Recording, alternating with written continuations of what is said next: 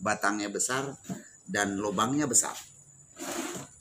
Nah, namun kita cari yang bagian pucuk seperti ini. Nah, kalau botol kita harus mencari yang agak tebal sedikit. Namun kalau bambu ini kita cari yang agak tipis sedikit seperti ini. Assalamualaikum warahmatullahi wabarakatuh. Salam bahagia dan salam sejahtera selalu buat tuan dan puan dimanapun berada. Semoga Allah senantiasa melimpahkan rahmat dan nikmatnya buat kita semua, nikmat kesehatan, sehat zahir maupun batin. Dengan sehatnya zahir dan batin, insya Allah segala kegiatan ataupun urusan akan mudah dan lancar kita laksanakan. Mudah-mudahan insya Allah. Berjumpa kembali dengan saya, John Benusen, pada kesempatan yang berbahagia ini. Kembali saya tampil di hadapan tuan dan puan sekalian untuk menyajikan konten-konten yang bermanfaat buat kita semua. Kali ini saya akan menyajikan konten tentang bambu kuning, pengganti daripada botol stopless untuk mengisi minyak lintah. Nah, kadang kita agak kesulitan mencari botol yang tebal yang berbentuk stopless. Jadi sekarang ini ada solusinya, yaitu dengan menggantinya dengan bambu kuning. Kalau sini saya menggunakan bambu kuning. Apakah boleh dengan bambu biasa? Boleh. Cuma karena di sini mudah saya temukan bambu kuning, maka saya gunakan bambu kuning. Caranya bagaimana? Yang pertama sekali kita mencari bambu kuning. Nah, seperti ini. Inilah ciri-ciri bambu kuning. Bambu kuning itu suka ada garis seperti ini. Nah, dia suka bergaris. Nah, dia kuning memang bambunya ya.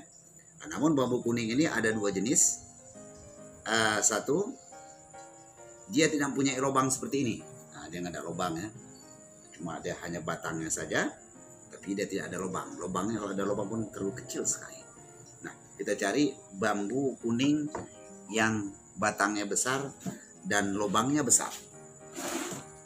Nah, namun kita cari yang bagian pucuk seperti ini. Nah, kalau botol kita harus mencari yang agak tebal sedikit. Namun kalau bambu ini kita cari yang agak tipis sedikit seperti ini. Mengapa? Fungsinya agar kita mudah ketika kita tanak, nanti dia akan cepat panas. Kalau tebal seperti ini, nah ini ada tebal juga, ini bagian pangkalnya. Jadi nanti dia kalau kita gunakan yang agak tebal seperti ini, dia lama ya, lama panasnya. Nah, itu lama panasnya. Jadi kalau yang tipis seperti ini, dia akan mudah panas. Nah, jadi dibolak-balik. Mungkin kalau kita yang berada di perkampungan, mungkin lebih mudah kita temukan botol ketimbang bambu. Kalau kita di perkampungan lebih mudah kita temukan bambu ketimbang botol. Botol untuk menanaknya tadi ini ya. Kita balik lagi, kalau kita di kota lebih mudah kita temukan botol ketimbang bambu. Nah, jadi setelah kita buat bambu yang seperti ini tadi, maka terlebih dahulu bambu ini kita rebus. Apa fungsinya kita rebus? Yaitu untuk menghindari pecah. Nah, terus waktu kita masukkan nanti minyak lintah ke dalam ini, begitu tanah, jadi dia sudah terbiasa dengan panas. Maka insya Allah dia tidak akan pecah lagi. Manfaat pertama bambu ini ialah anti pecah. Nah, itu anti pecah ya. Anti pecah. Nah, itu. Coba perhatikan bambu kuning ini. Sini ada garisnya. Nah, anti pecah. Kalau bambu, kalau botol ataupun kaca, mungkin begitu dia jatuh akan terempas pecah. Baik, tuan dan puan yang dirahmati oleh Allah.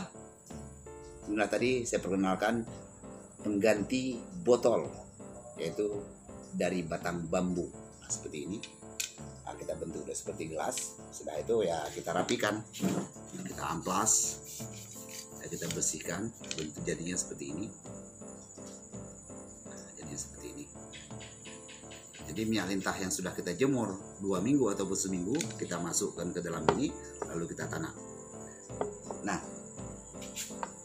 ini ada juga 2 botol minyak. Ini yang baru saya racik kemarin itu pagi-pagi ya. Nah, itu belum jadi, ini perlu lagi proses penjemuran. Nah, itu ya. Namun sudah saya beri ramuan. Ini yang sudah jadi.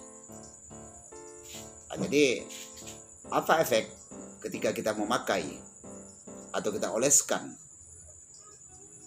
racikan minyak lintah ini?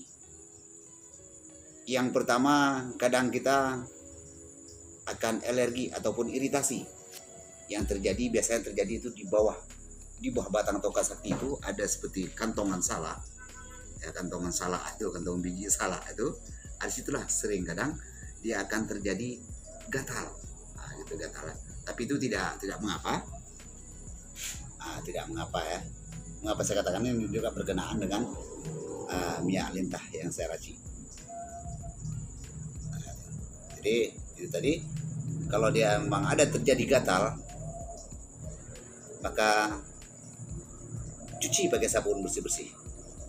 Nah, jadi cuci pakai sabun bersih-bersih. Dan juga ketika kita mengoleskannya jangan terlalu basah. Nah, jangan terlalu basah. Hanya sekedar kita oleskan agar kulit batang tongkat sakti kita itu terkena minyak gitu ya. Jadi kita khawatir kalau terlalu basah seperti kita mandi, kita khawatir tidak akan meleleh ya, meleleh kemana-mana, bahkan juga celana dalam kita akan kotor. Nah, jadi kita oleskan asal terkena minyak gitu ya, terkena minyak.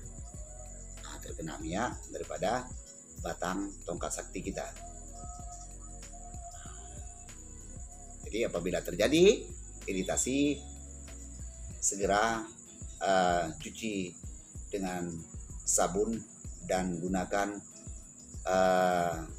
air hangat dan kain putih untuk menyekanya. Nah, tapi mudah-mudahan itu insya Allah tidak apa-apa ya. Nah, tidak apa-apa.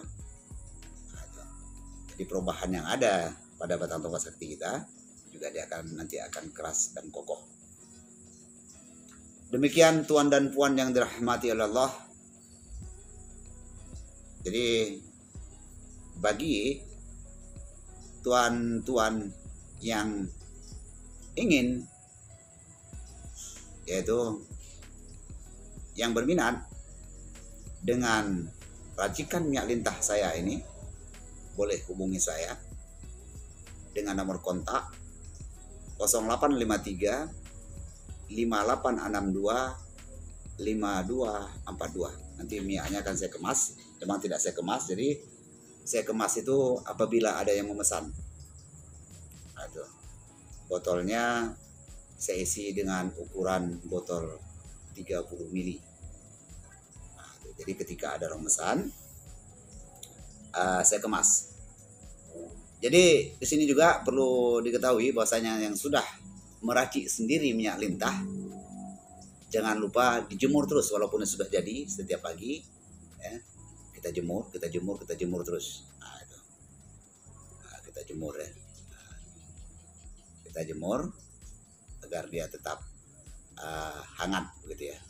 Nah, jadi itu saja saya rasa tentang pengganti botol versus toples tadi, ialah dengan menggunakan bambu. Sudah saya jelaskan, dan juga sudah saya jelaskan efek daripada minyak lintah yang saya racik.